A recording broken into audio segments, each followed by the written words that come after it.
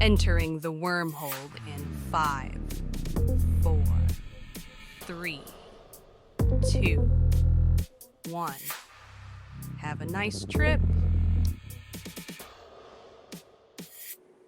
What up, y'all? It's your boy Andy Savage back with another episode of the Wormhole Podcast. Here with me always is my co-host, my homie, my fellow shithead. Give it up for motherfucking Pinky. Hi. Hi, buddy.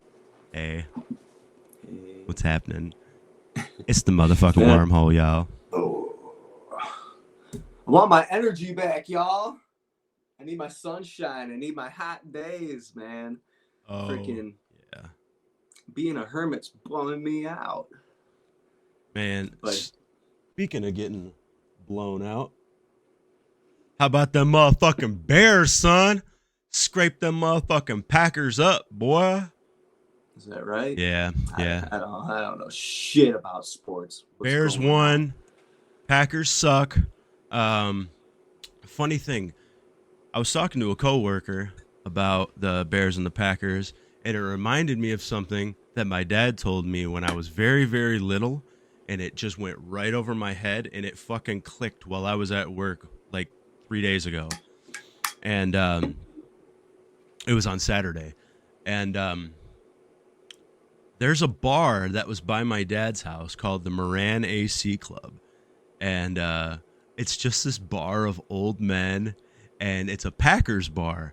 And there's like all the like Green Bay Packers like mural painted on the outside of this building. But it's literally like a VFW type building, right? It was only old men I ever seen go in it. But the funniest shit ever was I remember when we first moved there, we drove past that place, and I was like, oh, what's this club? I was like, is this like something I can join? Can I go to this club, Dad? And my dad's like, no, that's a gay bar. Oh. And I was like, oh, I don't want to go there because I don't like gay people. And, you know, because you're a kid and you're learning bigoted views from your parents. And, you know, it's not that you don't like gay people. I love y'all now. But the funniest part about that is going through elementary school from like first grade, second grade, third grade. Around third grade, when we started walking home, we would always walk past that place and we'd see all the old people going in and leaving. You thought they were all gay. I would tell my friends, I'd be like, oh, these are all old gay guys. They're just going in there and they're all gay. All of these. That's the impression that shit that your parents try to have on you too, man. People need to realize that shit. You can't fuck around too hard with the kids because they take everything. You take it at face value. I took it 100% as face value, and it's so bad because I feel so terrible thinking back now. Like all of these people's local grandpas, fucking nice people, probably all just the kids thought that they were gay. They're all homosexuals. like these are just old homosexuals. That's crazy though. Are you talking about the sports team, the Packers? Yes. The bar was Yes. in Illinois. Yes. So Packers really? Why are Packers that popular that they can have a bar in a town that they're not even? Well, from? that is Chicago's rival.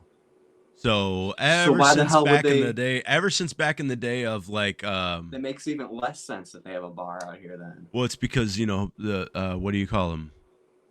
Like opposition. Yeah, but people want to be. No, that's it's a different team. No, it's the same one. It's the okay. same, but it's like it's because we're an adjacent state.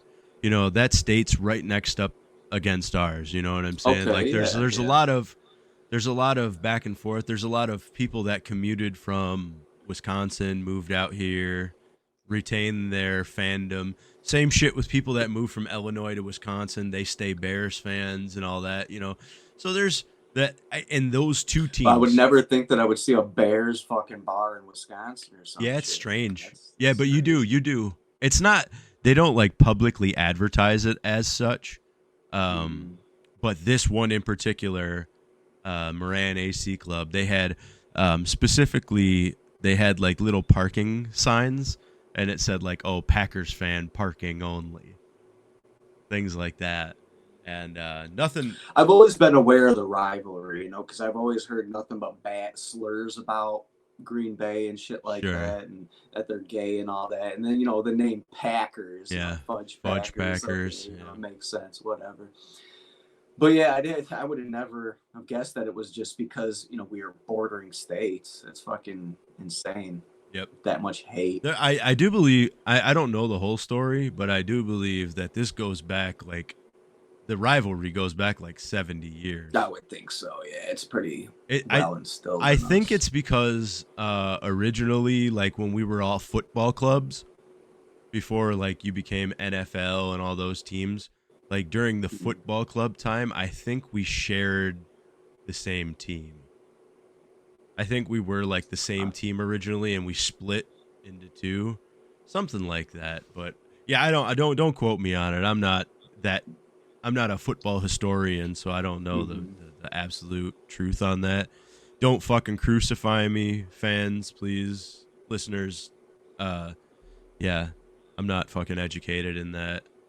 But No. I mean, the Bears only time won. that I was really watching sports and knew anything about sports was when Michael Jordan was on the Bulls, because everybody knew about what the hell was going on. Yeah, we got Everybody lucky. was talking about that shit. Yeah, to be around during that time for sure. And to be from this area, and to be from Chicago in the fucking dynasty. Who's from Chicago? Well, us essentially.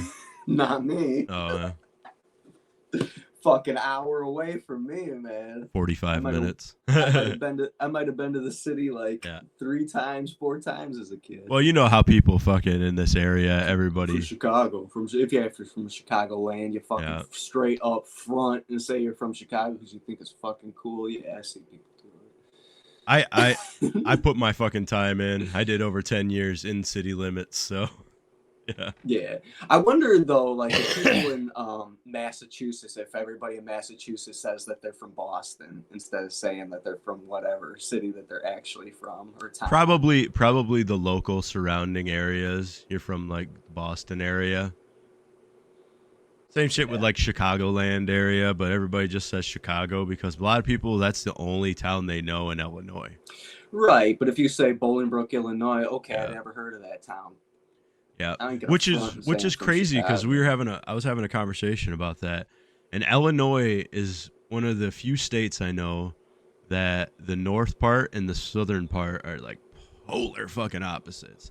Because I feel Midwestern. I feel Midwestern because of the fact I grew up in Joliet.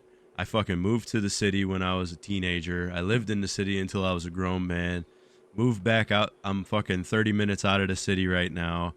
I'm a fucking urban city kid. I am not a fucking southern Illinois boy. Because they fucking have southern accents in southern Illinois. That's bordering Kentucky. Noticed, man, Illinois is dead center of the United States, dude. We are just split half northern, half southern. Yep, and but that's also why all of the Illinois legislation being in southern Illinois, and they're like, oh, well, we'd rather have the Chicago area be its own state because it's just so fucking drastically different, it's very red down there. Very and everything, man. Southerners and Northerners, man, we got completely different values and all that shit. I guess, there's definitely people who have more conservative values up here in the north and shit, but, primarily you see mostly the other side. Yeah. So. Yeah.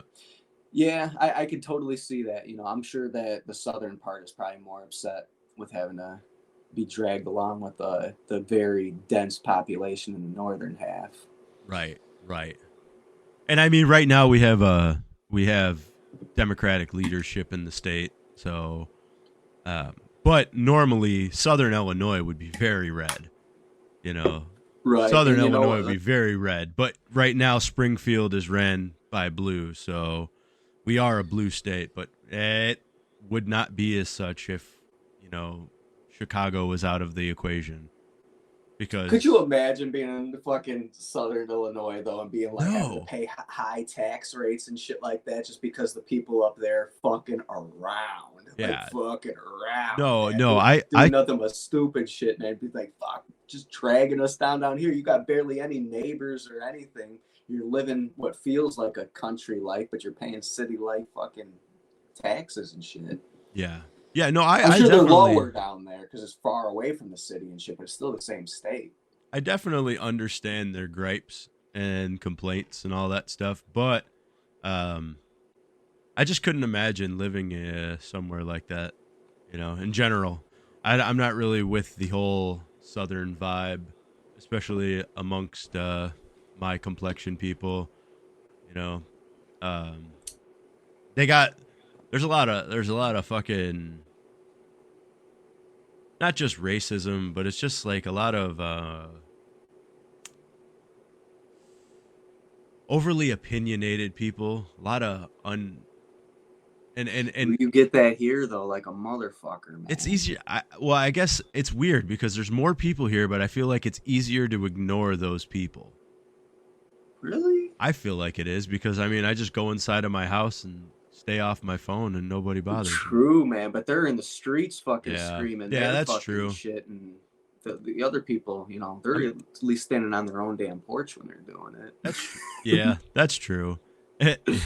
But with a giant fucking flag flying Giant off flag, that giant porch. sign, everything, fucking Yeah.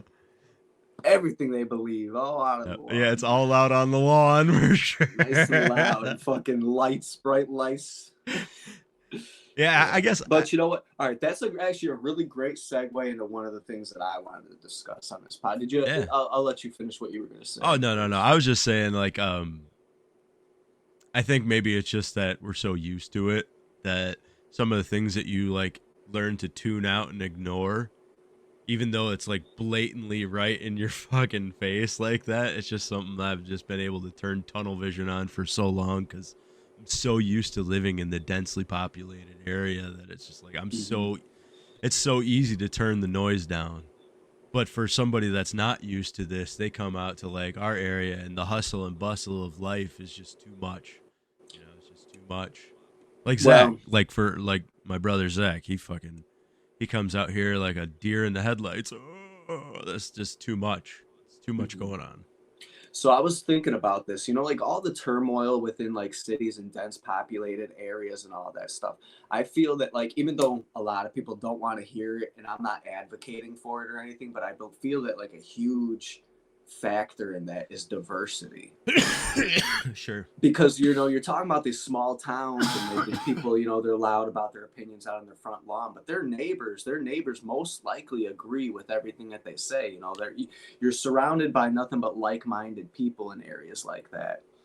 And when you start going to like the city and living in an apartment or something like that, like you're stacked on top of each other. You got neighbors above you, neighbors below you, neighbors side to side behind you, and everybody has a different fucking opinion. Everybody's got a different lifestyle and Yeah. stuff like that. That's where all that conflict and shit comes from. Like I totally support diversity working out, people being able to get along and shit like that. But I think that like when it goes, differences go as far as like your values, your list of values, the order of your values and stuff like that, you really start muddling up the your uh meshing with other people who are different, that just have a different stance than you about things. And you would think that, like at least some people, I think that some people have the ability to just agree to disagree and walk away from it without having like any emotions about it, having any Sure. particular feelings towards that other person just because they have different opinions. But you got so many people who like hold politics and shit, like their political stance and stuff like it's the Bible, like it's the way to be. Yeah. And that if you don't follow these set rules, like you're on the other side, you're the enemy, you're the devil. It's just like can't mingle with you. And you gotta live next to these fucking people. It ain't working out. Y'all people gotta freaking just understand that we all were raised differently. Our whole experience through life that has gave us our certain perspective is going to be different. Some people think that money, many people, most people probably think that money is the most important fucking thing. But then you got people who think that money ain't shit. It's at the bottom of their list of fucking important things and Right. shit. Like everybody needs money to get by, food and all that stuff. Start fashioning bow and arrows and fucking go live out in the woods, build yourself a shack and fucking eat fucking raccoons and shit. It's possible. You could fucking do it. You made it. Money is not that fucking important. You know, money buys you bullshit. Yeah, it's important for consumerism and capitalism. Stupid ass consumerism, man. Consumerism's out of control. You have a list of things that you want and you have a list of things that you need. Yep. And you got people buying all the shit that they want and fucking neglecting the needs and shit too, man. Oh, I'm on the other side. I mean, I'm guilty of that. I'm pretty sure we all are, because we're all raised in this materialistic, capitalistic society. Mm-hmm, you know, I've been the type of person to where I'll buy goofy if you ain't doing this shit. I'll buy a fucking $400 camera accessory and I got holes in my underwear. You know what I mean? Like, fuck, I should have bought a new pack of underwear first, you know? Like, the smart person would have. I definitely do it too. Yeah. I definitely do it too. But okay, so like talking about like rural towns and all that stuff. One of the things that I felt would meet our criteria is I watched a video of like ghost towns and shit that you could actually live in, but the populations are very low and there's not much, you know, you probably actually have to leave the towns and shit. But at the very bottom tip of Illinois, you know how Illinois like looks like it's like a lightning bolt kind of? Sure. At the very tip, the very, very bottom tip of the fucking Illinois is a town called Cairo. And Cairo was one of those towns that, you know, it was great, you know, it was flourishing at one point, but then all of a sudden, you know, whether it was the economy or the particular company that was within, you know, that was like supporting all this, the finances and shit industry went out. I don't know the whole story, but this town called Cairo, it has a very low population and it is fucking abandoned as fuck, completely built out, but abandoned as fuck. So many windows boarded up, fucking packs of dogs running the streets and shit like that. But what you have is on one side of the town, you have the Mississippi River. On the other side of the town, you have the Ohio River, I think, or some shit like that. But both sides of it have fucking rivers. Beautiful. Fucking, you can walk to either fucking end and be at two different fucking rivers. That's awesome. You can walk to Missouri. You can walk to fucking Kentucky. We passed through. We didn't pass through like city limits, Cairo, but we passed through by where the exit to Cairo is when we were going to Arkansas. Future City and all that shit over there when we were going to Arkansas. Really? Yep. Because we passed right through the bottom of Illinois through Missouri. Because I remember seeing the city signs up for Cairo. Oh shit! I wasn't paying attention. But it was just like the exit. It would say like Cairo, and then it had like the mile mark, the however many miles to that town was. So it doesn't necessarily mean we were inside of like the limits, but I did see the name at least as we were driving down there. So since Cairo was doing so good at one point, there's a neighboring town which somebody had started to build, and they put up a sign that said Future City, and people call it Future City even though that wasn't the name of it. Really, the sign only meant that there was going to be a city here in the future. And they paved roads, they put up a few houses and shit like that, but I think the population there is 0. So it's like walking into a nuke town. You're surrounded by houses that nobody ever lived in. We gotta take a trip. Big sign that says Future City. Yeah, 6 hours from here. Yep. I was thinking about looking into fucking living there. The houses on average are like something like less than 60 grand. And the fact that you can fucking go camping in Kentucky whenever, like, it ain't nothing but fucking woods and shit over there, man. It's fucking any way you go, nothing but woods. But then you got St. Louis. St. Louis not far, probably not even an hour drive from there, which has got fucking everything. It's a city, you know. Yep, I'm familiar with St. Louis. And then like on the fucking off days and shit, when you ain't camping, fucking go fucking urban exploring, man. Yep. It looks like just endless urban exploration there. Yeah, I'm definitely down to check it out. I was looking into Airbnbs there and everything, man. I think we could really make it happen. I think you could backpack it. Between the backpack and you know sleeping out of the car. I think it'd be doable like It's that. doable. Yeah, yeah.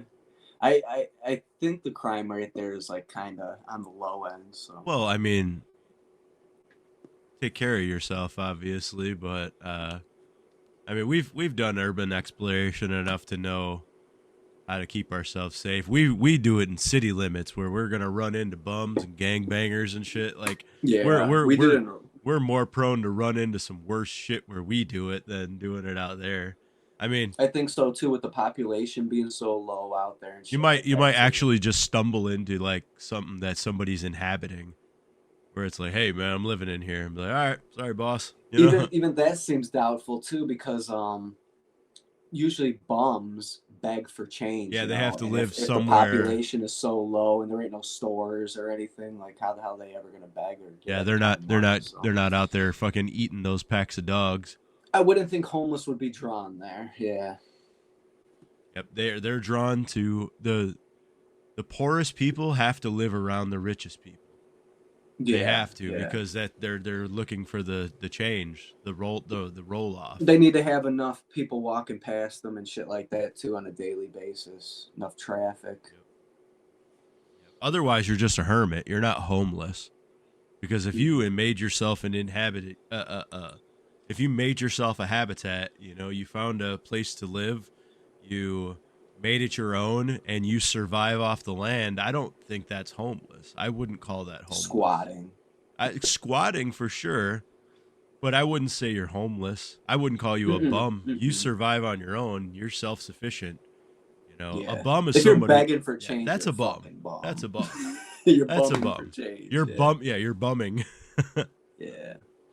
But yeah, if you got a job and you're just fucking squatting at some fucking property and shit, you ain't harming nobody. Nobody gives a shit that you're there. Then, Well, it's just oh like yeah, I'm all for that. it's just like those people that they go work like day labor stuff and then they ride the rails and they just constantly keep traveling. Like they're like hobos, but they're not bums, right? Like Yeah, they're dirty. they're They're dirty. not Oh, getting they're showers in dirty. every day. They're Yeah, they're dirty, not pulling but bitches. they're not like panhandling. If you're not panhandling, you're not bum. Right, that's like the lowest. Yeah, that's the Panhandling shameful. is But the if you're low. actually working and making a living for yourself, there's no shame in However that you at choose all. to live, that's your choice. Like, and Mm-hmm. that's 100%. Even a panhandler, I mean, that's your choice. Even Such a a drug addict, such if a you're poor functional and have choice. a job, it's sad, you know, you're so Yeah. self-destructive, but I mean, hey, I get you it though. I got a get it that job, you're functional. everybody has to survive one way or another. And a majority of people that Everybody's got their crutches. if I'm not going to go out on and say like, oh, fuck bums and panhandlers and all that shit, because some of them, they do have mental illness. They have Yeah, problems nothing that that they like can do. there's nothing you can do. They're never going to They can't live hold a a job. productive life, you know. I get that, but you have to understand that for every one of those, there's like three people that are scamming that shit that are fucking faking it. The You cars know, parked around the fucking block. we And just had a shit, yeah. fucking case out here. They call her the BMW panhandler, and she just got busted again out here. And yeah, like faking being fucking. But that's not what she got busted for. She got busted for something else, I think. But yeah, just faking being homeless out here. And like, what kind of scumbag has to fake being homeless? The thing is, man, is you make more money begging for change than you do working a job. So I totally understand the appeal of that. You gotta bring yourself to actually do some low life shit, but in the end, you end up coming up more than Well, if you had a I fucking think it's job. also that the females make more money than males do. And I, Begging for sure, yeah, you know, for like sure. like like males have more sympathy to a female than to another dude. Because that if you see another guy panhandling, normally the first instinct in a man's brain is be like, "Why aren't you Get a fucking go job. get a fucking job, you loser?" Like, because we're all miserable. You know, we're all fucking burned out and tired because all we do is fucking work all goddamn day. Yeah. No appreciation. You know, But if you see a woman, you think about all the kids she's got to take care of and yeah. all that shit. She ain't got time for a fucking job. So Or fuck you. either that would be the wholesome man. You know, a wholesome man would think good thoughts and be like, you know, I gotta take care of this woman who's a mother, and who has responsibilities. And then you have the other scumbags where like, hey, maybe I can fucking take this homeless broad and give her a shower and see what else I can get up out of her. Like you got scumbags too, man. Oh yeah, a lot. That Men are on who are some fucking dirty. bullshit, and that's fucked up in itself too, because you don't see nobody. You will not see the opposite of that. You'll see guys that'll be like, oh, all she needs is a shower and shit, and she'll be all right. You don't ever see a girl that looks at some homeless dude and be like, oh, if only, all he needs is a shower, and I'll bring him home, and he'll just rock my world. No. Like women do that. If the dude is handsome enough, absolutely. Maybe I just never seen a handsome bum. Oh man, look at there's been criminals and stuff like that are like in court, like about to be sentenced for murder. That and Wade like that. Wilson dude. All those women are like, oh, he's too cute for jail. Like I could fix him. Like put him in my care. I'll clean him up and shit. Like, oh man, yeah. Like if he's good looking, for sure. What's that? But for men are fucking. They're not as picky as women when it comes to fucking looks and shit. As long as she's not overweight, as long as she's not obese, like there's gonna be a grip of men out there that will take her in. They're not all talk. They'll fucking take her in and clean her up and shit, and they'll try their best to fucking. I mean, even if she was obese, there's people that like that too. That's a fetish. It's a little bit more hard though. Women who are big and stuff like that. It's very common for them to have self-esteem issues versus a woman who's just fit and shit and good looking. Sure. Looks and all that shit go a long way. Good genetics go a long way. Oh yeah. That's a proven fact. They say prettier people have an easier life, and that's true. I know people who are straight up fucking meth head drug addicts and shit and still pull bitches, man. And it's just because they're still good looking. That's being and women don't. They're not. A lot of women aren't put off by red flags. Good genetics is a cheat code. Mm-hmm, and that's why so many people. But that's why so many people have such body dysmorphia issues. Like there's so many people that I mean, so many women that I would say are beautiful. So many dudes that I would say are handsome dudes, and they've found the one flaw in themselves, that they nitpick in their mind to the point that they just think so little of themselves when it's something that most people don't even notice. Yeah. Mm-hmm. They'll be like, oh, I got this little bump right here on my nose, or like, oh, I think my eyes are just a little too close together, or something nonsense, Yeah, for the longest time, I was so self-conscious about my nose, man. Because my fucking, look, everybody, that thing's fucking huge. But, like, I had so many women and stuff like that. Like, I didn't even see a nose. Big noses and shit like that. You didn't even see it? No, I just seen a beak. That's my fucking, my turtle beak. Yeah. His Poucan Sam. But yeah, like even like how you said, like big women, there's somebody for everything, man. Bad skin, like me, I like bad teeth. Like not like bad is in like, you didn't take care of your not shit, rotten, bad, but like crooked. They came in crooked and shit like that. Oh, I love that shit. But those women probably are like most self-conscious about that shit. A lot of people get that shit fixed. Their smile, the bump in the nose. I like that thing too. I'm a sucker for webbed toes and tails. Hey, but there's definitely somebody who's into that shit, man. I know you ain't, but definitely people were into that shit. Yeah, I knew this chick that had like the smallest little like tail thing, and I thought it was the most disgusting thing I ever seen in my life. But I was a kid. Definitely dudes into that. I was a kid, but that was chicks weird. who got the hair on the arms. That was like, shit like oh that. yeah, or the hairy. You're into it or you're not. Hairy backs. I've seen it. That doesn't put me off. No. As long as it's that soft fur. Yeah, sure. That doesn't put me off. As long as he's got a big hog in the front, we're all right. Shut up. lot of these bras, man. The juggalettes, hottest ones are fucking dudes. Yeah. Well, hey man. It's just an added feature. You know what I'm saying? Yeah, right. And this one's got homo, man. No homo. The hottest chick on the internet right now is a dude. Totally sucks, but it's a dude. You ever see Vlad?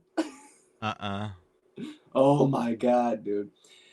Vlad, he does like the Omegle things. So like go on Omegle and just like he'll be a gamer chick, but he's got a lot of muscle, and then he wears this bra thing that like pushes his muscly boobs together, so it looks like he's got like real cleavage and all that shit. Does the makeup and shit like that. You know what? I think I did see that guy. Hottest fucking woman on the fucking internet, but it ain't even a fucking woman, man. It's crazy. That's the world we're living in, man. It's wacko. It's crazy. Yep. Yeah, but that's no homo. Like, I'm not saying I'd hit or anything like that, but I'm saying that, like, if he was a chick, absolutely. Absolutely. There's a comedian, James McCann, has a joke premise that's kind of around that. I'm sorry. No. It wasn't James McCann. It was Sam Talent. Sam Talent had a joke about that, and he was like, if you're not attracted to a trans woman, you're homophobic. He's like, because right now they're manufacturing these women to be the sexiest, to have the tightest bodies. He was like, if you're not attracted to trans women, then you're a homosexual. Yeah. I see that. That was funny. That was a funny premise.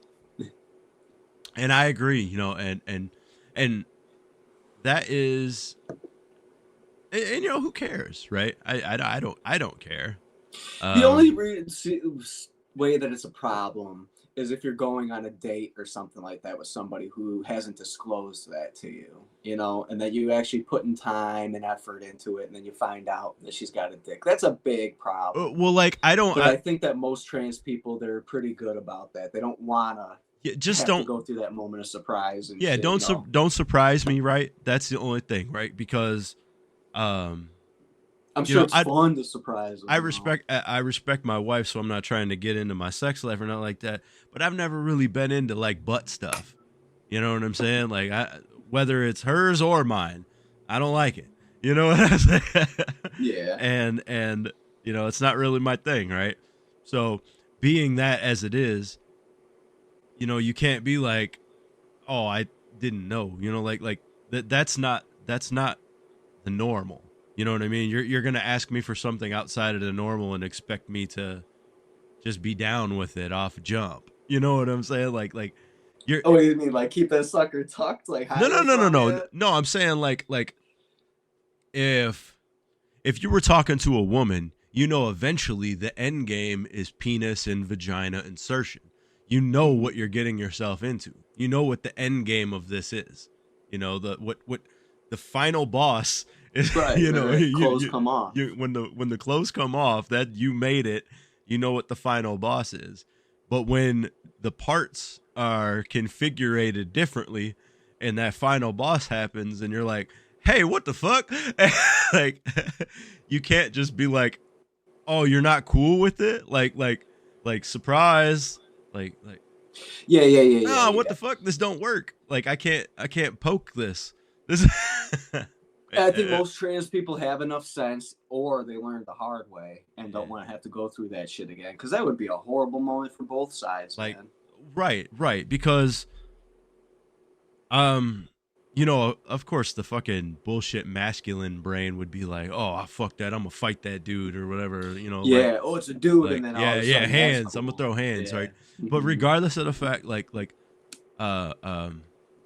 I don't think I could even go that far because I still feel like I'm educated enough to know that like if they're on hormones and all this kind of stuff, like this person is not equivalent to me testosterone wise. You know what I'm saying? So I'm not at the same level, regardless of sharing a dick. I'm not at the same level as this person. When it comes to testosterone, I could whoop this motherfucker's ass. And that's Yeah. not And that's it even like when you got like a little dude barking at you and shit like right. that, You're you can not gonna obviously I'm tell not you're gonna not whoop intimidated. So it's just like I'm somebody. not like you Yeah, feel bad to whoop his ass. You right. know, it'd be the same kind of thing. Now, and so I wouldn't be like, oh, I'm gonna treat him like a dude. Like that's not the fucking case. You Yeah, know because what it's I'm still saying? obviously Like, a very light dude. You know, like um, ugh, yeah. So fragile. I would never put them on the same category to like to Mm-hmm. try to Whoop his ass. Yeah, but to get there are dudes that aggressive. would Like, yeah, that absolutely. yeah, and There are that's dudes that would. Oh, what the fuck! yeah. Nice ass They people. take But any there's dudes that do that to women. There's plenty of dudes that right. do that shit to women. So And plenty of people that will fight with somebody that they know they could beat up because they yeah, feel good about yeah. themselves because I want to fight, but you didn't win shit. You know, Everybody's different, yeah, man. Whatever. that's like finding $1 on the ground and being like, yeah, I stole that motherfucking dollar. You know what I'm saying? Like, Or saying that you earned it. You yeah, fucking just yeah, picked it up. either one. And it's like, no, nah. But I mean, I would say that education would be literally the only move you'd have to do. And it kind of, I don't say it sucks because, that's just, if there's a surprise, then I need to know about it. You know what I'm saying? But if Preferably before you go on. I would say if it was like post op, if you got like an operation or whatever, I don't think you need to say shit. I don't think so. Because I mean, you're a woman, right? All parts wise, you're a lady. Now, if we start talking later on down the road about having kids and all that stuff, and you're like, oh yeah, uh-huh. Now you're being deceitful. You know what I'm saying? Because you're I'd not. say though, if you've had any real pussy prior to being with this person, and you go into that manufactured pussy, you're gonna know right away if something ain't right. They're Maybe. not the same. They're not the fucking same. From what I've heard, that they don't look the same. They definitely don't feel the same. And I've actually heard of a story of a guy who, actually I heard it from his mouth. It was a documentary. He married a chick and all that stuff. And when it finally came down to it, and she told him, I used to be a man, but she did the full conversion and all that stuff. He had the that's a dude fucking mentality and murdered, like beat to death, this fucking dude, and went to jail for life for it. But he was in jail explaining all this and stuff like that. And he still holds that stance that, like, oh, I didn't do anything wrong. She did, like. I feel like sometimes that all of that unbridled rage has to come from, I don't want to say like homophobia, but it 100% has to be because of the fact that you feel like everyone's going to judge you and call you gay and make fun of you. Like that's why you went crazy. Because, you, even if you had feelings for this, obviously the reason why these people are going crazy enough to murder somebody is because they were in love with this person. They had feelings for this person, and now their feelings have become so convoluted and confused in their brain that it causes rage, and you don't know how to process these feelings. And that's why. It's not like, no, fuck that, like I just need to if I kill him, then it's like it never happened, right? It's there's so much fucked up emotion behind it. That's why, with anything, like these shootings and stuff like that, people on the fence about, was that self preservation, or was that, vindictive and shit like that. Like, you're not that person. You may have seen a video the outside of that situation, but you don't know everything that person's been through. You don't know everything that person's been trained. You don't know everything, all sides. You don't know all of it. You know what I mean? Like, you can't say just because this person reacted to this situation in one way that this person's a piece of shit, that this person has bad intentions or anything like that. I don't think you can say things like that. Like, you have to be in that seat, to judge people and shit like that. Everybody's always just constantly judging, this person's good, this person's bad, this person's a piece of shit. Like, you're not that person. Right.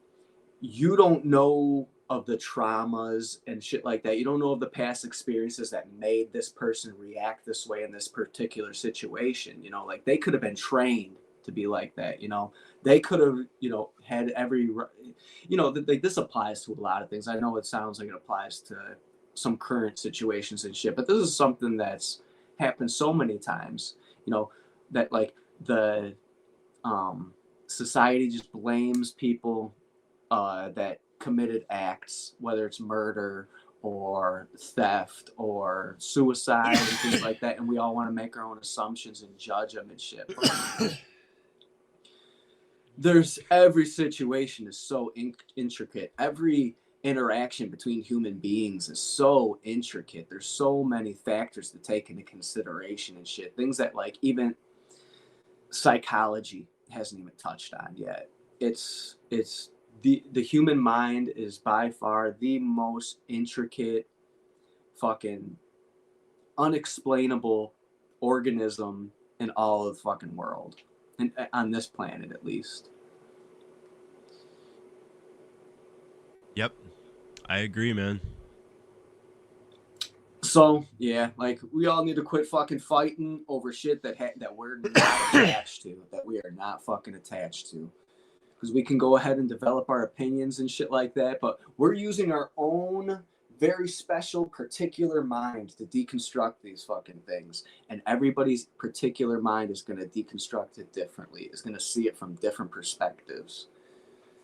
It needs to be understood by everybody, and honestly, we're not all going to get along until that can be understood.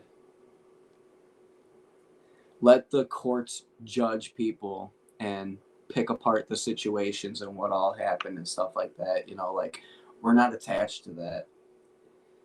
Of course, there's piece of shit cops out there that have bad intentions and shit like that. Of course, there's piece of shit ICE agents that are loving every second of putting illegals away or deporting them, loving every second of it. Had nothing but the worst intentions and shit. But that doesn't mean that there's a lot of good ones, you know. There definitely is. Every group has them, pieces of shit. And vetting people and stuff like that. You know, you could have somebody with the cleanest criminal background, you know, but still, they got some bad intentions, and they're gonna do some bad things. Sure.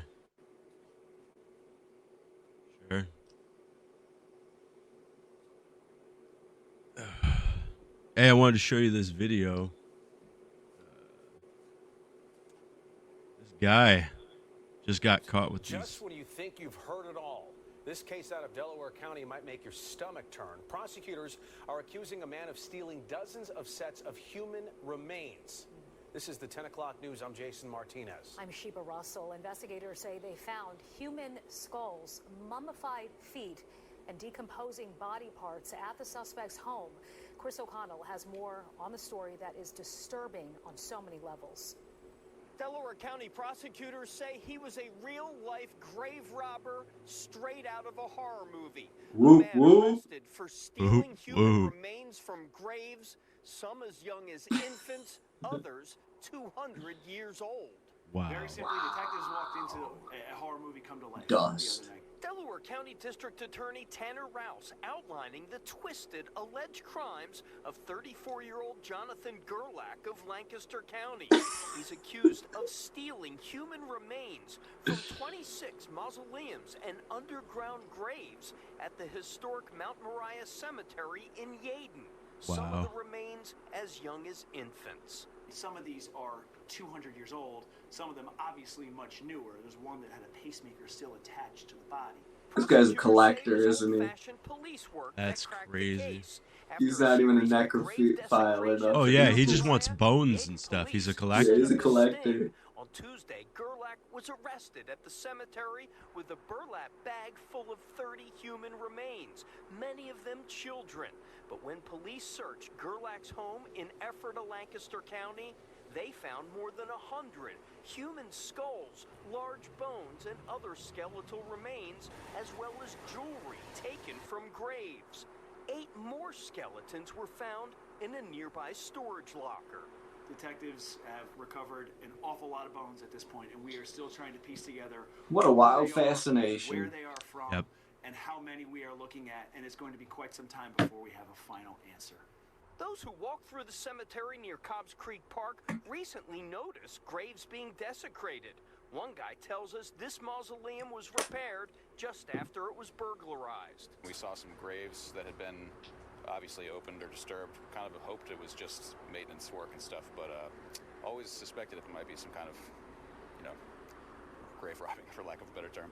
Gerlach is charged with more than 450 counts on charges of burglary, abuse of corpse, and theft. Authorities Abuse of corpse. That probably just, when you exhume it, it probably counts. Abuse of corpse. He was trying to add another bone to their body. He could have been sewing them together and shit. Trying to date and identify all of the remains and possibly find affected families. We all have loved ones that passed. Like, rest in peace is rest in peace, and this is definitely something that tears at your heartstrings. Gerlach is being held That's in what's the Delaware that's what's County most Jail fucked on up $1 million about it. cash bail. Disrespectful Prosecutors as say all there's hell. a very good chance he may have burglarized other local cemeteries. In Yeadon, Chris O'Connell, Fox 29 News. NASA has whole. Yeah, that's some crazy shit, man. Yeah, that is crazy. But he's just a straight up collector, is what it seems like to me, man. Yeah, He just he has wasn't a strange fucking him. fascination. Well, maybe Yeah, he was. He was going out there, and I think he just had the intention of collecting. Because there are people who grave rob just for the jewelry. Oh, and yeah, all the right, expensive shit to that people steal leave in the stuff. caskets and stuff. But it doesn't seem like that was his thing. It No, probably could have been on the side. he was keeping the jewelry. He had it. He was keeping his totems, Yeah, But collector. the funny weird thing about it was I was on TikTok, and one of the girls on TikTok was saying, "Oh, it's very strange because last week I was just seeing this guy's like bone collection on TikTok, and this guy was a TikToker, and he on his like TikTok lives he'd be showing people like these bones, and he would tell people that he bought them." But now people are all finding out that he was stealing all of this he was grave robbing and shit. But just imagine the vibe of going into that dude's house that's just filled with the fucking souls of hundreds of people. Yeah, right? I mean, I don't know if you see it like that. Well, I if you're think that looking, I'd be if you're looking comfortable. about like supernatural wise, right? When you're talking about like an energy being tied to something, like if you were to create ghosts or something, I was like, that has to be one of the ways how. Like you're disturbing the dead. There's got to be some sort of energy that's tied to that shit, man. Who knows what the rules are to that shit, man? Because it almost seems that like a spirit can almost decide like what to haunt. Because But it I only feel haunts like that one thing. It doesn't haunt all of its loved ones and shit like that. It's like it's got to stay in one spot. It's like, why would it choose its body that's just going to be laying in a hole? Yeah, I don't know. But I don't know. I don't know what the rules are and all that. I don't know, man. Maybe you can take somebody's spirit with them just by exhuming their bones. Is there energy inside of bones? Well, I don't know. There's not. Yeah, that's a good one. That's Captain Shithead, everybody. That is not a human bone. We found that outside of airsofting. But he's a good boy. My friend. And that guy, I got a bone to pick with him. There you go. Yeah, Skeleton key. The kid's bones is kind of fucking creepy. Okay, like if It's you were all fucked up. if you were a exhuming bodies collector, and if shit. you were a collector, right? I mean, of course you'd want every fucking piece of the collection, right? I get it, but like being a collector of multiple kids' bones, because you're choosing the bones that you're going to get. You could tell normally the difference between a child's grave and an adult grave and all that kind of shit. He was mummifying and stuff like that too, so he Yeah. probably did exhume like He was doing full some weird shit, you know. I think he like deteriorated bodies and stuff. And yeah, that's pretty. If you think about that particular thing, you know, holding a naked dead kid in your hand is kind of fucked up compared to an adult. Yeah. And like the 200-year-old body, I could assume that'd probably be pretty cool to see. Like I'm not playing with the boobs. No, because there's nothing there. A 200-year-old dead body's just gonna be like, it's gonna be like a skeleton inside of clothes, right? I mean, it's gonna look like an old pirate movie dead skeleton. Like that would be something to see at least. Like I don't want to see it, but I mean, if I seen it, I wouldn't be horrified by it. I wouldn't be horrified by a skeleton. They got them up at the fucking science. I would be horrified by a decaying corpse. Like you could smell and all that. Oh yeah, I mean, I wouldn't see that with fascination and want to look further. I would see it and be like, oh, right, what you the wouldn't want fuck? to get close. You know, like, but like a skeleton, eyeball hanging. I'm not trying to touch a human skeleton or nothing, but like I at least look at it and like be like, oh wow, oh man, that's fucking weird. Like I would have some fascination when I looked at it. I would have zero fascination with a decomposing fucking corpse, like bloated and all that shit. Yeah. Fuck. At the moment that I'd catch a whiff of something like that, I would be repelled. I would definitely not want to get any closer. Yeah, I'm not gonna be like, oh hey, let's go dig up some more and bring them into my house. Like that dude's fucked. With a stick. Oh no, none of that. Yep. Yeah, it's funny though, but I don't know, man. I guess that's also how my brain evolved, because I remember when I was a little kid, maybe like 12, 11 years old, we were walking down the street and somebody like hit a cat, which right now is fucking heartbreaking. If I seen a ran over cat, like the roadkill that was someone's pet, I would probably cry, you know, nowadays, because I have empathy and I'm fucking grown and I have an adult brain.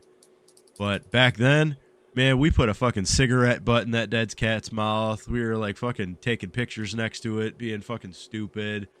You know what I mean? No respect for the no life. Respect, but yeah, you get no that respect when you life mature. And that's what I wonder is like maybe somebody like that person that was a collector of all that, they just never got that respect part of maturity into their brain. They always just had the stupid kid fucking curiosity, morbidness, I guess, because like you just don't look at. Just think about nowadays, though. Like manners in general are considered old-fashioned. You know, like people are so much less getting buried and they're getting cremated instead. Like, even though that's such a disrespectful thing to like exhume a body and stuff like that, I'd say it's in a lot of people's eyes less disrespectful than it used to be. Because, you know, like people really don't even respect burial that much in general nowadays. Oh, manners are dead. Chivalry is dead. It's not. Stuff's not dead. It's just not important. It's hard for me to say that's not dead because it literally happened to me at the gas station like 3-4 days ago. Not even, maybe. And I was holding the door open for somebody, a lady, and she was like, "Oh no, that's okay." And I just let it. I just let it shut behind me, and then she opened it right away for herself. Not everybody's gonna be so welcoming to it, but there's definitely people who appreciate. That's it, so. man. And I'm a door holder, 100%. Yeah, I say most of the time people. And I wasn't like holding the door from the opposite side, like, you know, like a creep where I'm trying to look at her ass or something like that. I was just holding an arm back, holding the door, no problem. You know what I mean? Like I'm just being courteous. That's all. And yeah, like I got met with like attitude almost, and I was just like, carry on, bitch. You know what I mean? You can't let that one person ruin it for everybody else that does appreciate it, though, man. Because there definitely are people who appreciate it a lot. There's people who really. I've had people look at me in such surprise for me holding the door open for them and giving me the most heartfelt thank you and shit like that for it. Because it's a lot more rare these days. But there's definitely a whole lot of appreciation for it. It all amounts to something. Yeah, elderly. I help everybody. Like me and Myra and Bobby were in the city, and we were crossing the street, and it was a busy street in the city, and this old lady was kind of going slow, so I fucking went the other way with her real fast, and I walked across the street with her, got her across the other way, and then Myra and Bobby were waiting on the other side for me, like, and I came back. Like, it's not that hard to take a little bit of time out of your day to just help somebody, be nice, be courteous, you know, like, I'm a big believer in karma, because I've had bad shit happen to me because I did bad shit, you know, and I haven't had a whole lot of good shit happen to me because I'm doing good shit, but I feel better at least doing good shit and like having just some good juju on my side. You know what I mean? Like whether it actually affects my life or not, I don't know. I know when I do negative things happen back to me. So I'm good on that. Like I don't do bad shit no more. Like no. Yeah, we've touched on that before. It definitely comes back to you. And there's people who I've established as like, you know what, when I was working at O'Reilly's and shit like that, I'd hold the door for people and shit. But then there were certain people who I became familiar with as fucking assholes and cunts. And those are the only people that I don't fucking hold the door for. I will slam the door behind me before I fucking hold the door open for those fucking people. And I have, and I've gotten the shitty looks. But it's like, you know, like chicks who I'd hold the door open for them, but they wouldn't say thank you. Okay, that's fine. I'd still hold the door open for them, but it'll be that day that like I'm behind them and they go inside and they don't even hold it open a crack. You know, they just slip in and let the door close behind them. Yeah. And then that's like the, oh, hell no. Okay. Yeah, I know you're going to give me an opportunity to give this one back to you. And sure enough, I always do. And I just slam that door behind me, man. I want to hold it. And then I thought, what was that look? I had like, karma, bitch. Yeah, I can't, working where I work, like, it's a weird thing there. And it's, I feel like it's only at Amazon's too. Whereas people fucking just, they look at the floor. And you'll just say hello to somebody. They don't even look up. They won't acknowledge your greeting. Nothing. Like, those are the worst. I know you heard me at least. Like, I don't even play that shit. I don't know how to respond. You say something to somebody and they don't respond.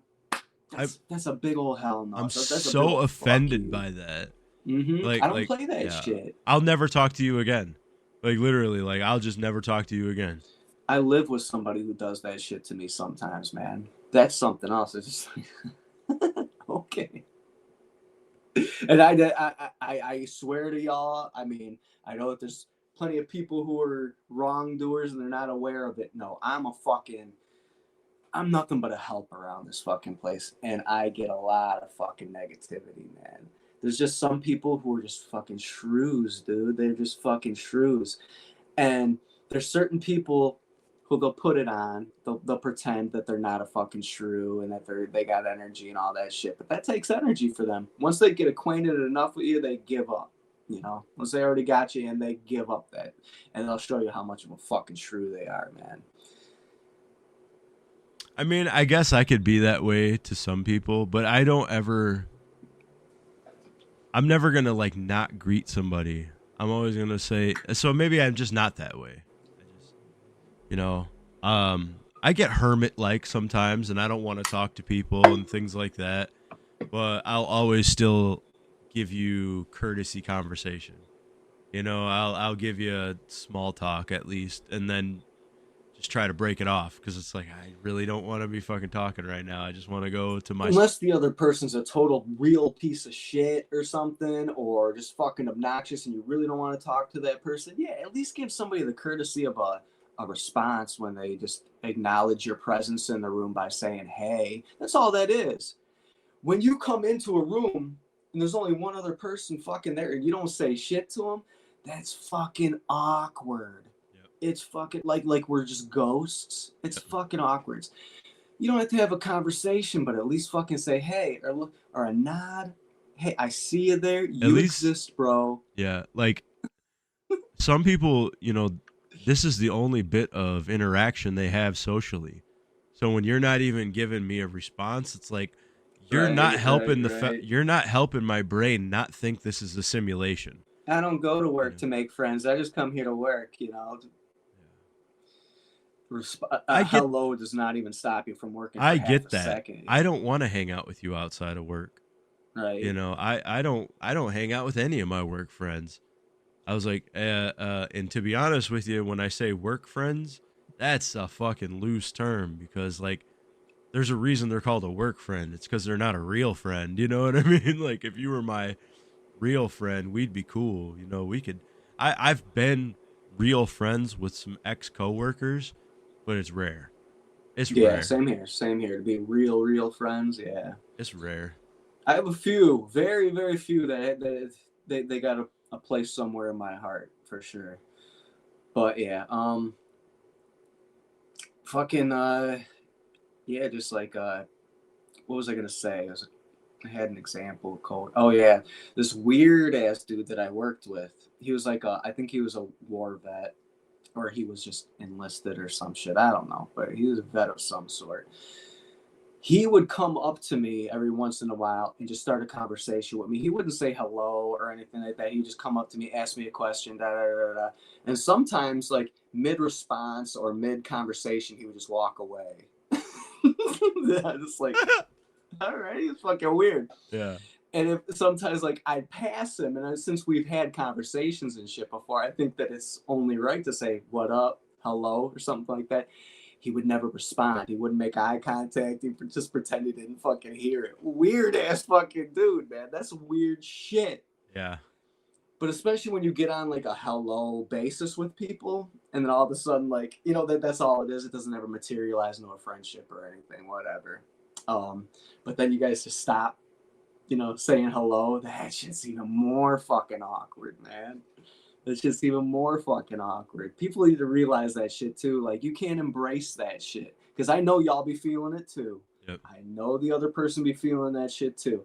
Just say what's up so we can fucking coexist and be comfortable. Yeah. You know, like, we don't gotta be family. Yeah, we do have to see each other every day. Yeah, That's I a see big you. fucking thing. I see you every day. At least just say, give me a head nod. When there are people who I've seen every single day for a year or over a fucking year, and I still don't know their name, that's fucking weird as hell to me, you know. And it's usually their fault, you know, because I always try my best. Like I said, I hold doors open. I'm courteous. I say hello to people. I'm okay with introducing myself. I'm not the greatest with introducing myself, but I'm okay with that. But that's because of my hearing issues, you know, like, I can't strike up conversations with just anybody. You have to be able to talk loud enough for me to have a conversation with you. So a lot of the time people get, you know, not enough attention, not as much attention from me, just because, sorry, bro or sister, you know, I just can't, you don't talk loud enough. Yeah.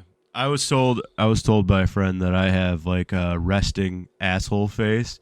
Like while I'm working, Oh, I got that too. like so Resting bitch I face, got hardcore. I got that like furrowed brow already. So like when I'm Yeah. concentrated and I'm doing like this while I'm working, like people are like, "Oh, that dude looks pissed off," and I'm not. Like if I got that really bad. anybody that knows People me, always thinking I'm pissed off or sad or something. Like, I'm fucking straight. anybody, I mean, you guys know me well enough. We've been together. We've lived fucking together for weeks at a time, and you could tell when I'm actually pissed off. You know what I mean? And I know exactly what you're talking about. How like you got the resting asshole face and shit like that. Because like when you're like looking at something, like you're doing something, you're concentrating on something. All all your lines and all that shit in your forehead, you look upset, but you know, like I know better because I know when you're upset. Yeah, You know, exactly. it's like, yeah, I know the difference.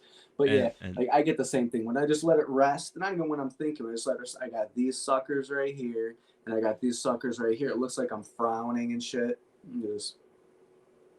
But I also look pissed, right? Yeah. I look pissed. That's my resting face, man. And that sucks. Yeah. It does. What are you gonna do? Well, I think it's also because I used to have like resting retard face, and my stepmom never fucking let that go, and she would always tell me like, hey, fucking pick your lip up, you know, close your mouth, like, because I'd be like, I'm like, you know, I had to train myself. So not now to I be a like mouth breather. Now I like closed mouth, like very focused on looking normal. Yeah. People who are mouth breathers as adults, man, they got the worst breath. Yeah. They look dumb. Y'all mouth breathers, like everybody, I think everybody would be a mouth breather if they didn't at some point in their life consciously train themselves to not keep their mouth open. You know, like, so like y'all have a choice. Everybody's got a choice. Y'all need to stop with having your mouth gaped open like that, because you may not be dumb, but you look dumb. Right. Same thing with people with poor posture. You know, when you're sitting like this, like you look I got like bad posture. Like, but I do consciously every once in a while straighten myself out and should try not to. Try it, yeah. It's a choice.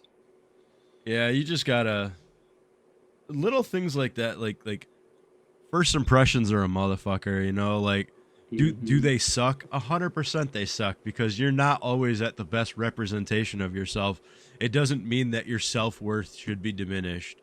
And it's not. Pick yourself up, dust yourself off. Pick yourself up, dust yourself off. Have a good stance. Tomorrow's another smile. Yes. And that's why fucking everything that is important. That's why, you know, looks get so important. That's why like perfect teeth look so important, because, you know, everybody wants to give that perfect first impression. And if I can be at the best representation of myself all day long, like I feel my best. But I don't necessarily agree with that. I feel like you should feel your best at all times. You know, like because you are you are yourself. You should love yourself, regardless. You know, if you got a bad hair day, missing tooth, if you're ugly, doesn't matter. You know what I mean? You deserve love, and you deserve to be loved. So, and you deserve to love. So, you know, you could be a good person still, and not be fucking miserable. You know, but and fuck what the world thinks about you.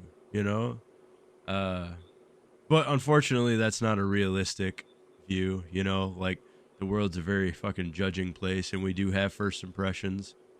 So that's why you know, we gotta fucking we gotta try to leave a good one, right? You gotta try your best. You know, if you don't present yourself your best self, and after an interaction, it seems that this person doesn't care, you know, doesn't care to learn more about you, or doesn't care to like befriend you or anything like that. Like, that's on you. You know, that's completely on you. You always have to. Presentation is a big thing. You know, the internal a lot of the time reflects the internal, and vice versa. And you do get your contradictories of that rule, but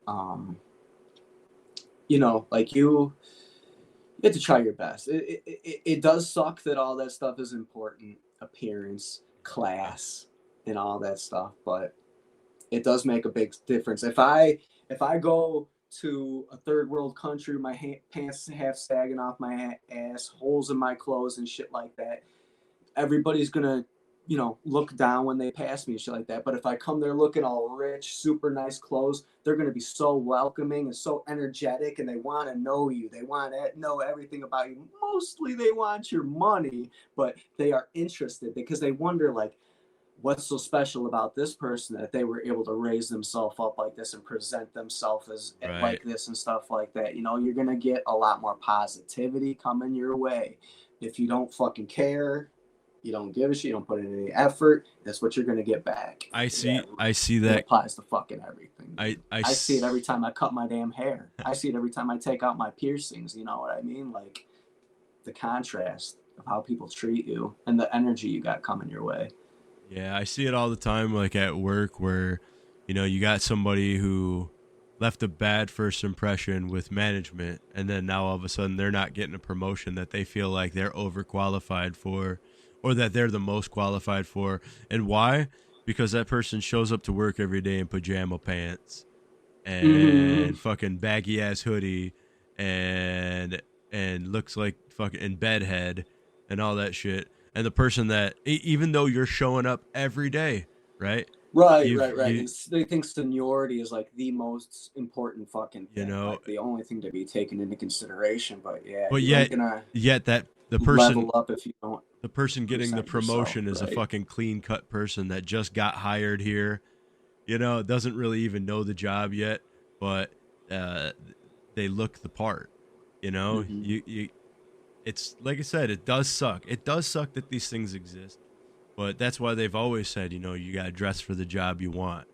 You got to be a good representation of yourself, especially if you want to get into any sort of leadership. Do you think they want somebody that's disheveled and fucking and bummy to like be their leader? You need to be need to well look like a rested, leader. well kept, well presented, all that shit. Maximum energy, make eye contact with people, care about your job. Yeah, care about your job, care about your Don't productivity. stink.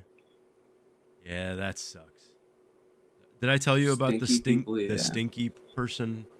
So there was a person I was working Story with. as old as time. It got worse though. This is the first time that it had a part 2. And yeah, there was a sequel. Fucking this person smelled so bad. And unfortunately it was a lady, and that made it even worse. Because it's like, I'm just used to dudes stinking, but like I smelled pits, and it was like a woman, and everybody's allowed. I'm not judging her specifically or anything like that. It just threw me off a little bit extra, and it was bothering me to the point where I was about ready to ask the boss to move me, and to the point when I say about ready, I went to the boss's desk. And the boss came up to me and started talking to me like he seen me and started like wanting to initiate a different conversation. So like he started talking to me about something else, and I smelled his pits. And I was like, oh, what the fuck? He stinks too. So now I feel like I can't say nothing about what I was originally going to come up here for. Like I was going to be like, hey man, can I move? Because like I smell a real bad body odor. I don't want to say nothing. It's not my place to say something to somebody, like I just don't want to be around it no more. It's like fucking bothering me. You know what I mean? But I had to bite my tongue on that because I'm like, I'm not going to tell somebody that smells that this other person smells, like, I got to go. And I ended up just fucking using time, and I went home early that day because I just like, I couldn't deal with it no more. And there was no solution. There was no resolution. It was bad. But yeah, I just think the irony of the boss I was going to tell that somebody else smelled pits, he smelled like pits. And I was like... Right. The thing is, man, it's like people with bad breath and like stinky body and stuff like that. I'd say more than half of the time they're not aware of it. Yeah. When their sit-down wind smells, like, oh. Mm-hmm. So I got a stinky coworker story. It's pretty interesting. We had most of the employees had to get on the computer like twice a week. There were kiosks all over the place, rooms that had computers. And I was going into the room with the computers one day, and there was a big dude walking out, and he reeked of fucking like perfume, smelled super strong perfume. I was like, God damn, hit me with it. So, he's leaving. No big deal. I'm going in. I sat down in the chair, did my thing on the computer and stuff, and I could smell his cologne in the room still, real fucking strong. And do my thing, get up, and I go back to work. And while I'm working, I just keep getting a whiff of like BO, the worst fucking BO stink ever. Like, like you got flaps that you haven't been able to clean under for a few months and shit. And I just kept smelling. I was like, what the fuck? So like I smelled the back of my shirt, and holy fuck. I didn't smell the perfume at all. I smelled his fucking BO that he was obviously, trying to cover up. That shit stuck to me so fucking hard. But luckily I worked in the area I worked in was the aerosol cans and shit like that. So I found some Ozium, and I sprayed myself down, my whole back of my shirt, my ass and everything with Ozium. And I only had like 45 minutes left to work for the day. But after that, I smelled like fucking Ozium. Disgusting. It doesn't smell good, But yeah, I was just like, God damn it, that's some fucking bullshit. So like his BO from his clothes stuck to the fucking chair and then transferred to me, man. That's how you got like valets ruining people's cars and shit with their fucking stink. Yep. And that was the episode of Seinfeld. It's funny because I can't tell you how many times I've like just had you bring your car to the shop and you could smell the mechanic still inside of your You know, like you could smell the grease that They was on got his that clothes. smell. Yeah. Every The mechanic. grease and rust smell, like And that smell always, even if they put down the mat and all that shit, they leave that behind. fucking lingers. Sure. Oil, grease. I don't know. I love that smell though. I don't Yeah. want the dude smelling like that, but I smell like that sometimes when I work on my own car. That's funny. Yeah, dude. That was a perfect time for a little motherfucking Area 420.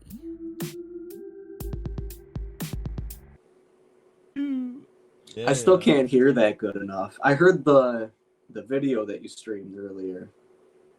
Yeah, really well. The video that I streamed that shares to you through the Video Ninja, where's my different scenes inside of my broadcasting software. All you can do is get the visual of it. I hear it a little bit. I think it picks up a little bit through the mic because I just had it on that one sound is on a monitor. So I get you. That's what it sounds like. I forgot to turn off the monitoring on it.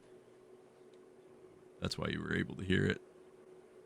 Well, cool. As long as it doesn't ever produce any kind of delay or anything.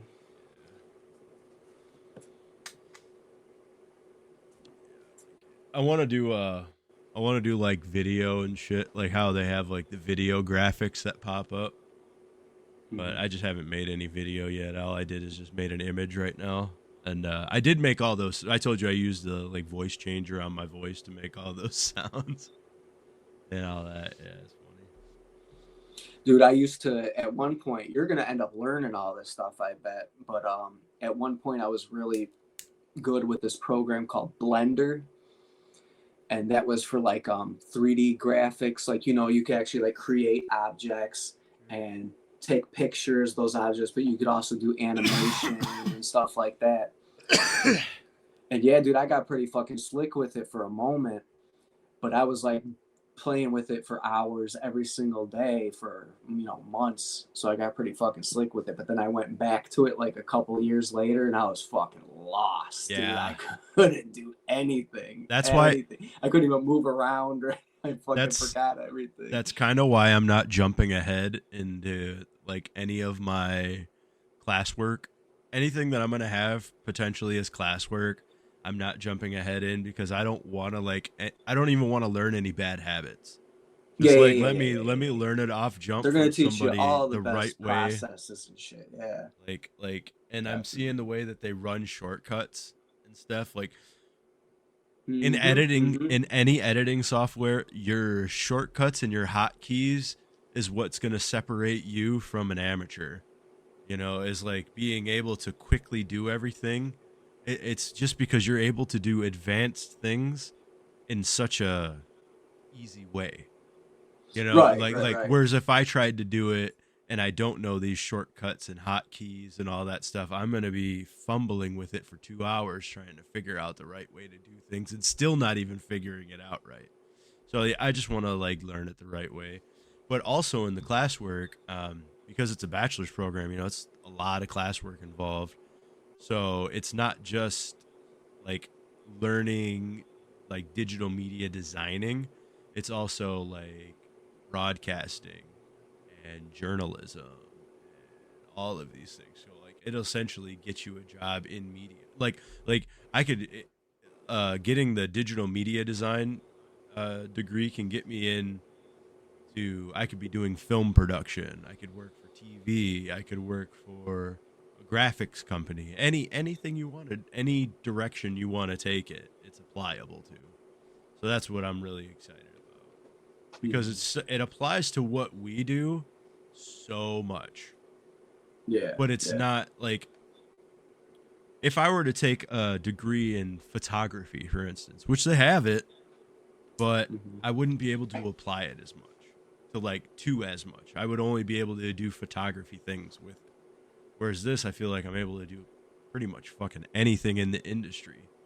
It's still in the field of art, and art's always going to Yep. be a highly competitive industry. But having that degree is a huge step up. Even if it just was like the step that got me into like being a gaffer on a fucking TV show, and I'm still just the guy holding the fucking microphone, working on the working in production. Like, I'm cool with that. I don't want to be the star. Right. I'm not the face of anything. I'm the face of this, but not outside of that. I'm not pretty enough to be a movie star. I'm never gonna be the face of that kind of shit.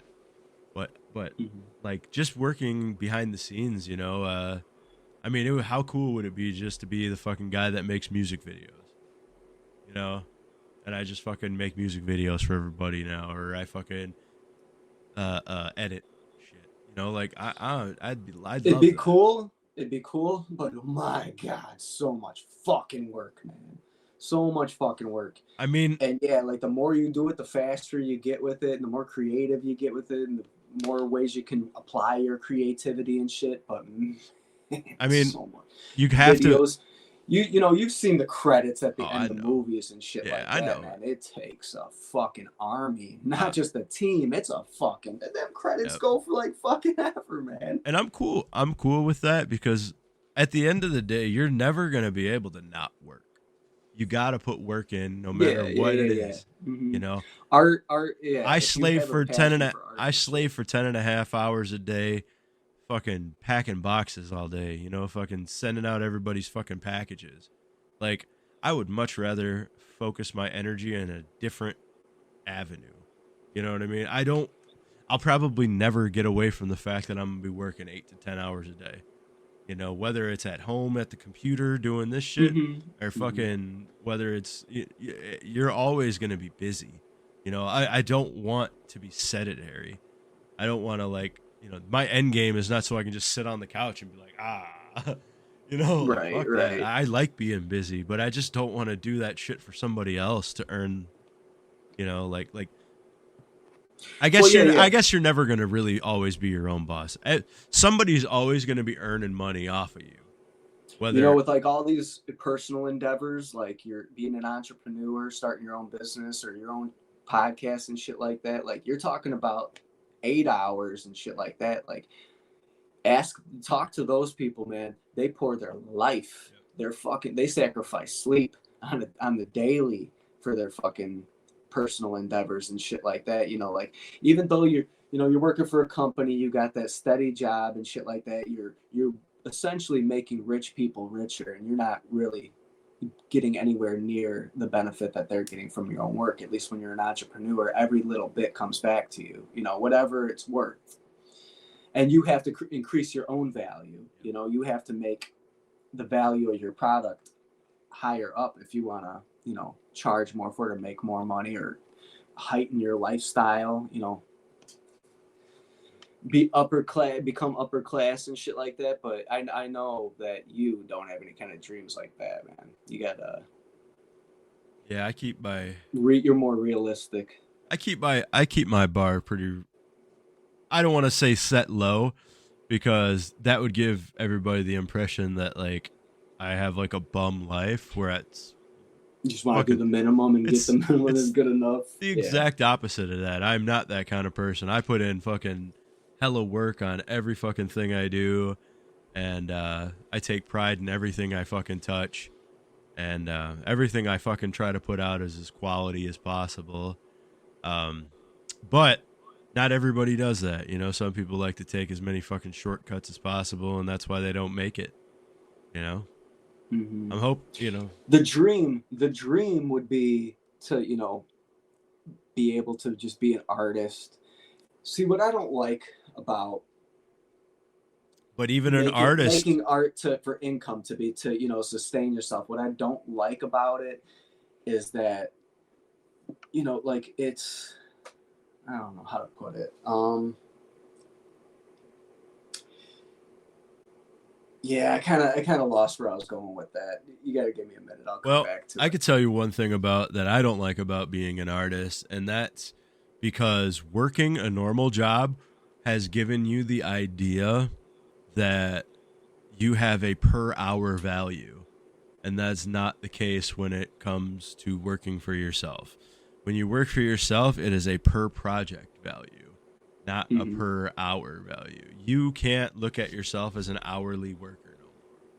You know, you can't be like, well, I used to make such and such money an hour. So like you're trying to factor that in. And that's just not the case, because, you know, it could take you a week's, I don't want to say a week's worth of work, because that's crazy. But like if you were sewing a pair of pants for somebody, right? You sew that pair of pants, when you're making that by hand and out of nothing but fabric and in a machine, you're making that by every single cut that you have to do, your pattern measuring, your stitch work, your seams, your all these things that your fasteners, your buttons, your pockets, all these things that you're putting onto there.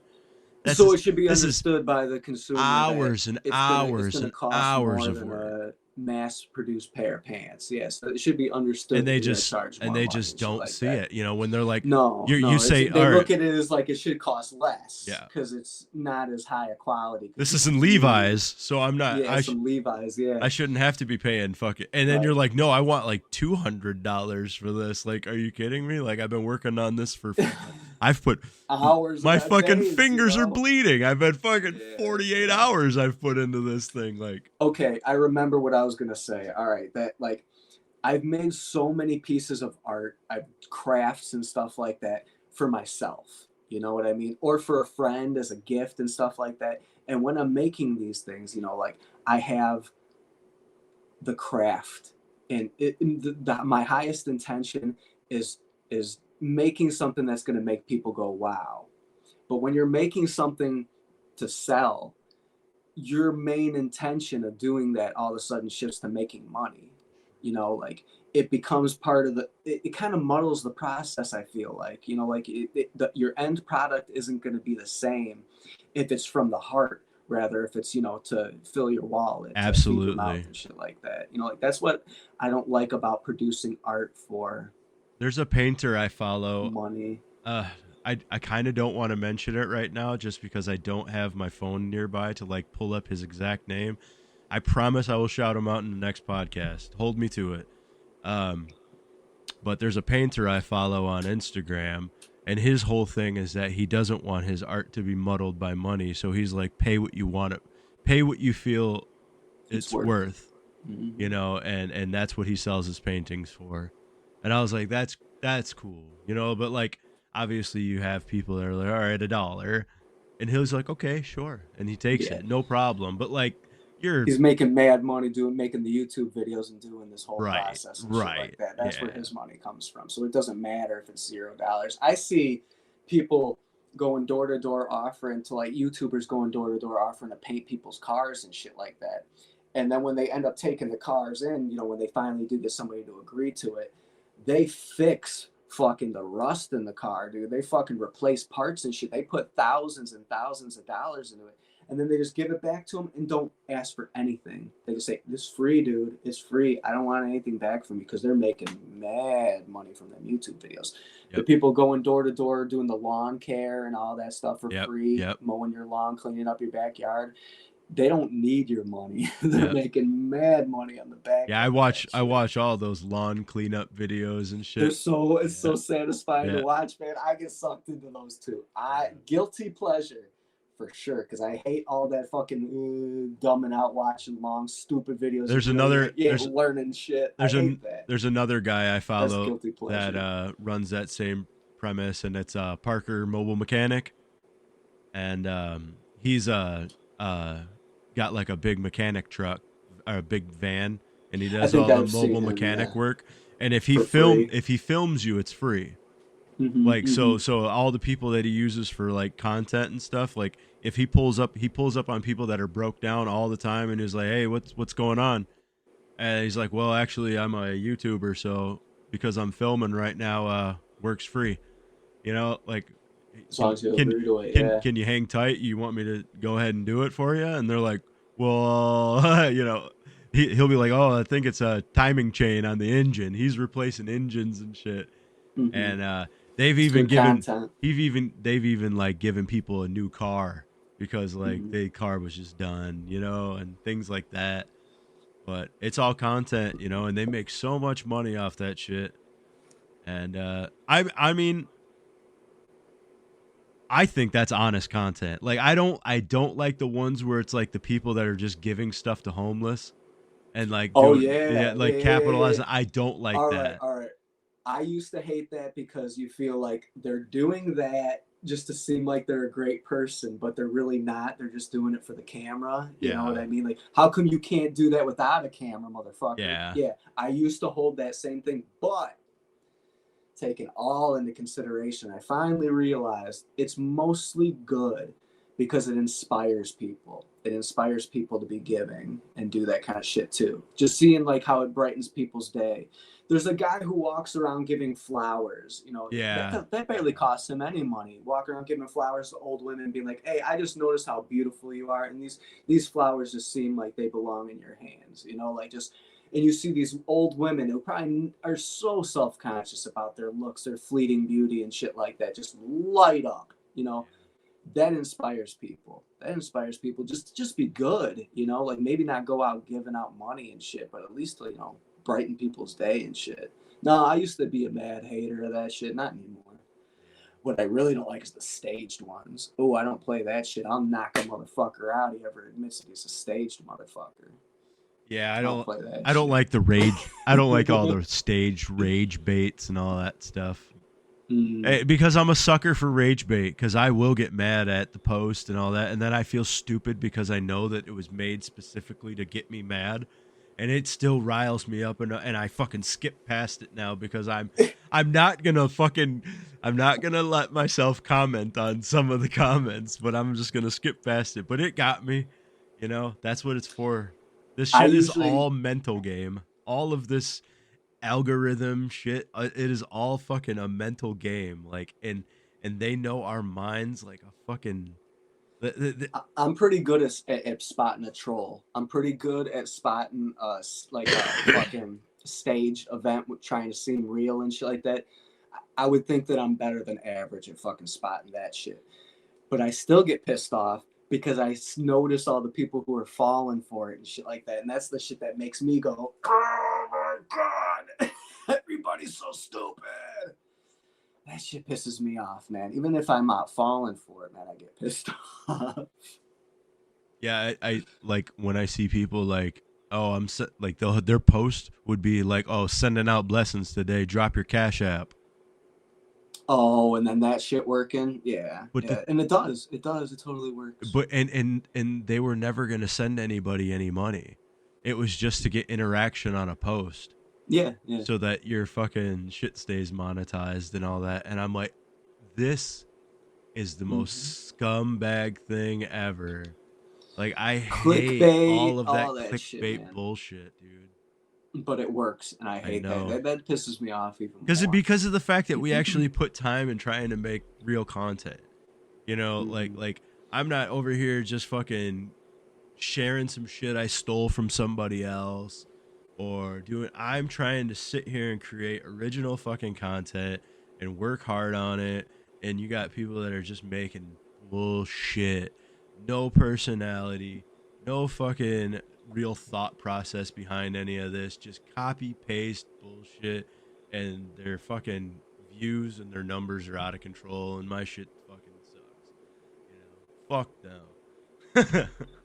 Yeah, it's playing the algorithm, you know, like this whole social media thing and being popular, being an influencer and stuff like that. We were discussing this right before we actually started going live, but I feel it's worth mentioning is that it's a game more than it is entertainment. You know, like you can have the best content and be so entertaining, but if you're not coming up with content every fucking other day or whatever it is, and you're not falling within a certain thing, or you know you said a certain word, so like half of the videos that you're posting don't even count as anything. Yeah. You know that can work towards falling into a good part of the algorithm and appearing on people's suggested videos and all that shit.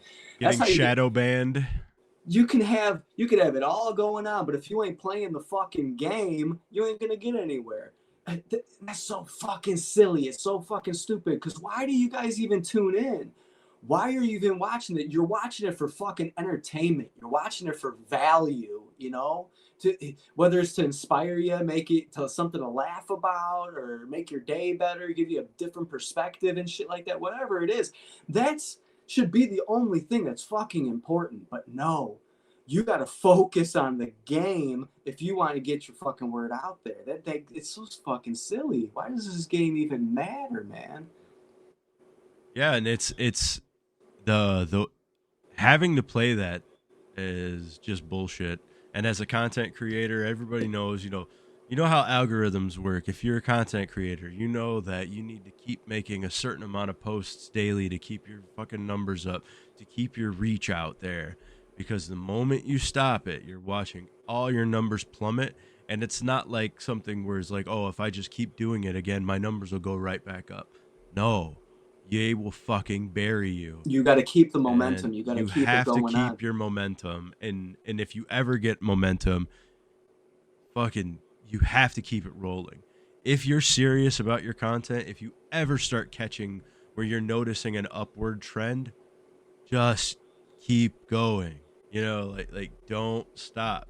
And that even if the content you're putting out is dog shit, like you just can't stop. You just got to keep it rolling out because the content, even if it is dog it shit, as sucks long as you're because playing it the doesn't game, you'll be matter because okay. you're playing the fucking game. And that, as a content creator, I hate it because like I said, I want to put out I want to put out quality. I want to put out the best thing I can put out.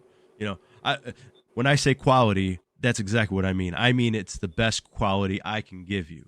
Whether you find that to be quality to yourself, that's entirely up to interpretation, but it's at least my best effort.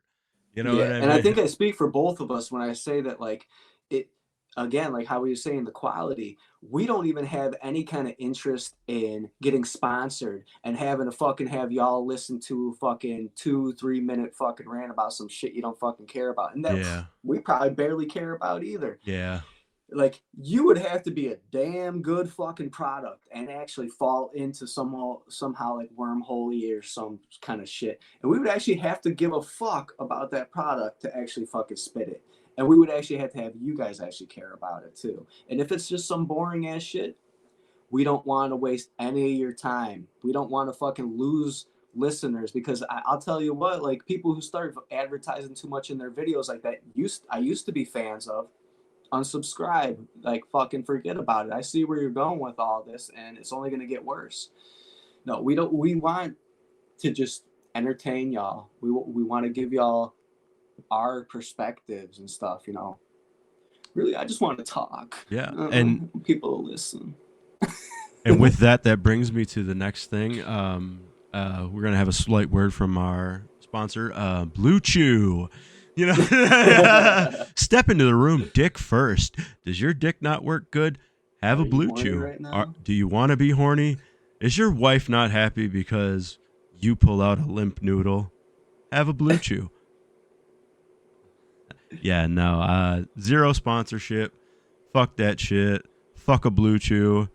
But no, I mean, don't fuck a Blue Chew because, I mean, I've never tried one, but I would totally try one. Why not? That sounds great, actually. They say I'm afraid. I was always worried that, like, the boner doesn't go away, but I found out it doesn't work like that. It's not like it just gives you a dick boner that just doesn't go away. Like, it just increases the arousal part of your brain. And I was like, ooh, that could be fucking fun. Where, like, you get a boner that's so hard that it's standing up. Right. They say, like, you get the largest erections and shit because your shit gets fucking, like, inflated. Yeah. Like, I feel like the sex with a Blue Chew and shit like that, especially if you're fucking rocking like that, it'll be some of the best sex you fucking ever have, and then you're gonna become dependent on fucking having a Blue Chew. Yeah. Sex. That's what I'm afraid. It's like having sex on drugs. That I can't go back. Yeah, it's like just regular sex. Yeah, it's like having sex on Molly or something because, like, you're like, oh fuck, like normal sex kind of sucks now because it's like, man, if I could just always be on Molly while I'm having sex, that'd be great. That's what I've always heard about Molly. Yeah, that, like, not to have sex on Molly because then you're never going to be able to have regular sex. It's never going to be as good. Yeah. It's always, and that's fucked up because it's true because we're always chasing the dragon on something, Like if I could have that fucking, if I jerked off and that cum was like the first time I ever jerked off and fucking nutted, like that shit sent me into another fucking dimension the first time. Like, Right. like we've always been chasing that dragon. a job that you love, a house that you own that you love, and all that stuff. Yeah, you have all these things that make you happy. But if you're doing the same fucking thing every day, you're coming back to that same house, you're going to that same job, It loses its same fucking thing, luster instantly. Yeah, you're gonna be left wanting more out of life. What is it? Like in anything, there's always like buyer's remorse. There's always the fear of missing out things. Like oh, I got this, so now whoa, man, I shouldn't have did that. I should have got this one instead. Or you buy these toys for your kids and stuff that they've been begging for and shit like that, and you see their eyes light up when they get it. They play for it for a day, and then where did that toy go? It's the bottom of the toy box, like they don't give a shit about it no more. They're over here playing with the Happy Meal box for the, The pleasure you get out of everything has its limits. Yeah, that sucks, but it is the way this is the way that materialism and capital, it's because there was before you bought things out of necessity. When you bought things out of necessity, even if you got the best of the best, that's all you needed to get. So you got it. If you wanted to buy a carriage for your horse, right? Normally you'd buy one that functions. If you were low on money, you'd buy one that functions.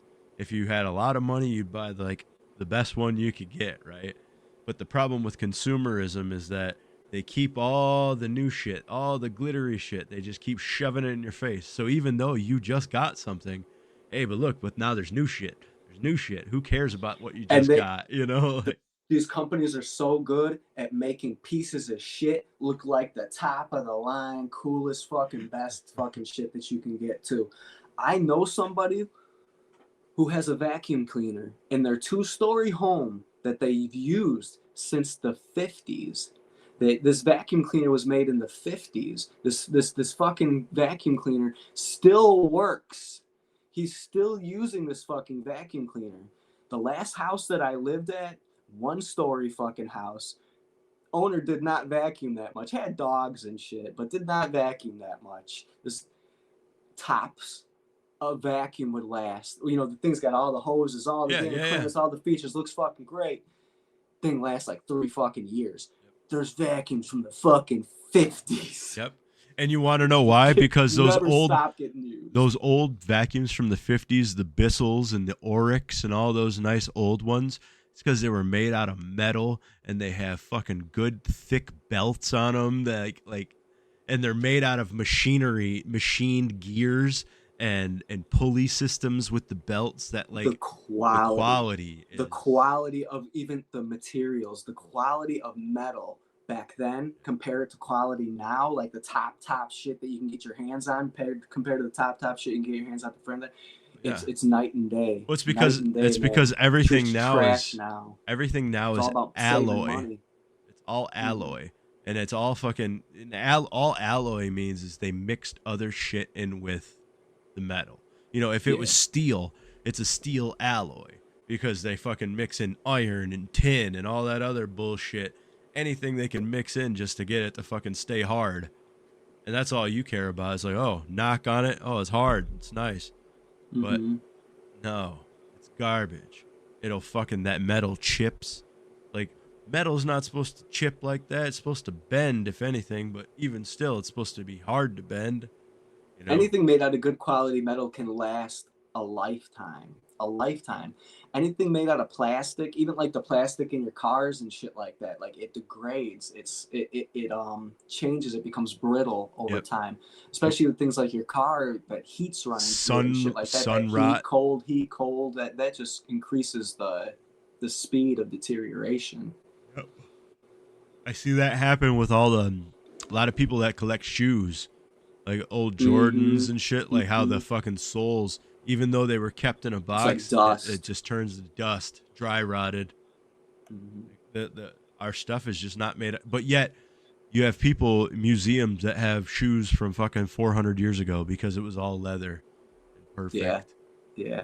Old car collectors and shit like that. Like if you in 20 years, if you wanted to own cars that are all like 50 years old and shit like that, just to keep them preserved is going to take so much more effort than it is to, Right, because you look preserve at the cars that we consider classics. you look at what we would call an old car right now. Like the oldest car we would see is like a Model T, maybe. Out here is a Model T Ford because that's what our first car in America was. So like that's probably the oldest thing you'll see out here. But more than that, like you'll see like a lot more cars from like the 40s and the 50s. That's about usually what we see. What we would call an old car. It's like 40s and 50s now. 50s, 60s too. 60s cars. But the reason why those cars look so nice still is because the interior is literally nothing but metal, wood, and leather. The exterior, the body panels are all metal. There's no plastic. No plastic, yeah. That's what I'm saying. That like a lot of these cars, even the top of the line cars, have tons and tons of exterior plastic. And even though paint preserves, I'm sure paint preserves quite well. There is a whole backside of that plastic too that ain't preserved by shit, and it's gonna deteriorate. It's gonna shrink. It's gonna get brittle. It's like there's an end point. Like that this car is gonna completely deteriorate at some point, regardless of what you do to it. And the metal cars that we consider classics, those ones will still be fucking looking cherry and fucking beautiful. You can preserve leather for an eternity, You can fucking mummify a body, you know what I mean? Like it's organic. Yeah, leather can last forever. Man, it's like when you collect things, if you collect for appreciation because the value is going to increase and stuff like that, like you have to really consider what it's made out of. You have to consider materials. You have to consider how you're going to be able to store it. Like if you're keeping things like collectibles and you got to like put them in a room that's air conditioned, that's at a certain temperature, that costs money. That costs you a certain amount of money every year. You have to take how much that costs you a year into consideration and how much this stuff appreciates over the year. Is it even worth it? Are you even really, is this really even an investment? Yeah. And it's weird because it seems like all of us are collectors of something. Everybody collects something, whether it's music, whether it's bones, whether it's knowledge, skin. I could find a new hobby like collecting skin, never removed from the package, all mint. Your toenails. You got a jar where you just keep all your toenails since you were a little kid. Some people collect weird shit, but I don't know why we do it. Even animals collect shit. Weird thing. Oh, that's one thing I wanted to mention. God, I'm glad I didn't forget. I'm glad you reminded me. Blew my mind.